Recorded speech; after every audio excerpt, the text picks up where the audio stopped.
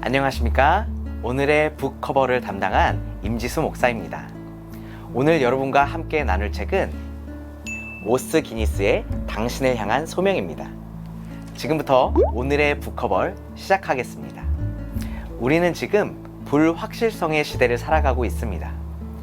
당장 내일 어떤 위기가 우리에게 닥칠지 알 수 없어 모두 마음 한켠에 불안함을 가지고 살아가고 있습니다. 코로나 바이러스의 위협, 치솟는 물가와 금리로 인한 경제적 위기, 또한 오늘의 친구가 내일의 적이 될 수도 있는 무한 경쟁 사회 등 어느 것 하나 보장된 것이 없는 불확실성의 시대를 살아가고 있습니다.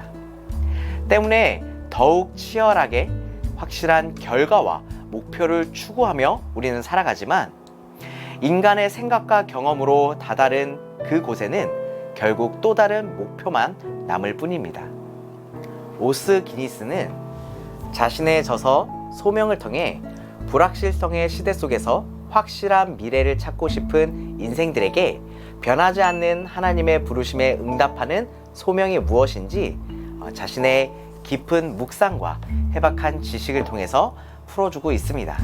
그런데 그 내용이 너무 방대하고 깊기 때문에 이 안에서 핵심적이며 실제적인 내용을 5가지로 발췌하여 다시 정리한 것이 오늘 소개하는 당신을 향한 소명입니다. 본서의 저자가 서문에서 말하듯이 이 책은 소명을 발견하고 살아가야 하는 19세에서 26세의 청년들을 위해 쓰여졌습니다. 뿐만 아니라 젊은 청년의 때에 소명의 계명을 잘 몰라서 얼마간의 시간을 보낸 사람들을 위한 책이기도 합니다. 책의 목차로는 1장 소명, 궁극적인 존재 이유, 2장 모든 사람, 모든 곳, 모든 것, 3장 당신에게 걸맞는 일을 하라, 4장 유일한 청중, 5장 한낮에 꿈꾸는 사람, 총 5개의 장으로 구성되어 있는데 저는 이 5개의 장의 핵심이 1장 가치, 2장 균형, 3장 재능, 4장 집중, 5장 비전이라고 생각을 합니다.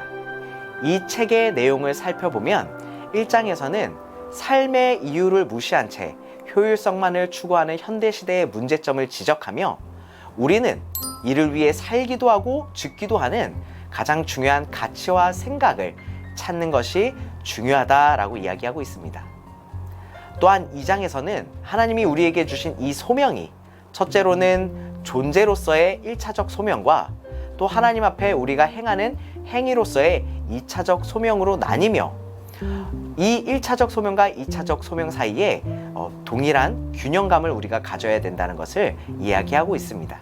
세 번째로 당신에 걸맞는 일을 하라 라고 하는 3장에서는 개인의 재능은 하나님께서 기뻐하시는 일을 할 수 있도록 하나님께서 우리에게 맡겨주신 달란트이며 우리는 이것들을 적극적으로 개발하여 하나님과 공공을 위해 사용해야 할 것을 이야기하고 있습니다. 또한 4장 유일한 청중에서는 우리가 들어야 하는 소리는 사람들이나 세상의 평가가 아니라 우리를 사랑으로 지켜보시며 우리에게 소명을 부르신 그 하나님의 시선에 우리는 집중해야 되며 그 하나님의 소명을 바라보는 자들만이 이를 능히 감당할 수 있다고 이야기하고 있습니다. 마지막으로 한낮에 꿈꾸는 사람에서는 불확실성 가운데서도 하나님의 비전을 따라 살아갔던 아브라함의 이야기를 통해 우리도 비록 한 번도 가지 못해본 땅이지만 본토 친척 아버지의 집을 떠나 하나님의 말씀을 믿고 나아간 아브라함처럼 보이지 않는 곳에서 명확한 하나님의 뜻을 바라보며 세상 가운데 나아가야 하는 것을 이야기하고 있습니다. 이 시간 저자의 한마디를 여러분과 나누며 오늘의 북커버를 마치려 합니다. 예수님의 부르심에 응답하는 것은 우리 인생에서 가장 위대한 모험이요 가장 심오한 낭만이며 가장 멋진 여행이다. 그 소명을 최고의 주제로 끌어안을 때 당신은 비로소 자유롭게 될 것이다. 그 소명을 쫓아 살아갈 때 당신은 지도자가 될 것이다.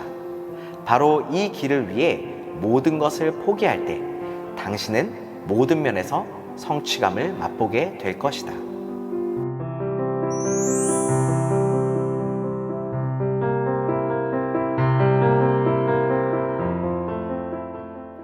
모든 것이 불안하고 확실하지 않은 인생에서 우리를 지으시고 인도하시는 하나님의 부르심에 믿음으로 응답하여 당신을 위한 소명을 살아가는 모든 광석의 성도님들이 되시기를 축복합니다. 오늘의 북커버 당신을 향한 소명은 이것으로 마치겠습니다. 우리 다음번 북커버도 기대해 주세요. 안녕.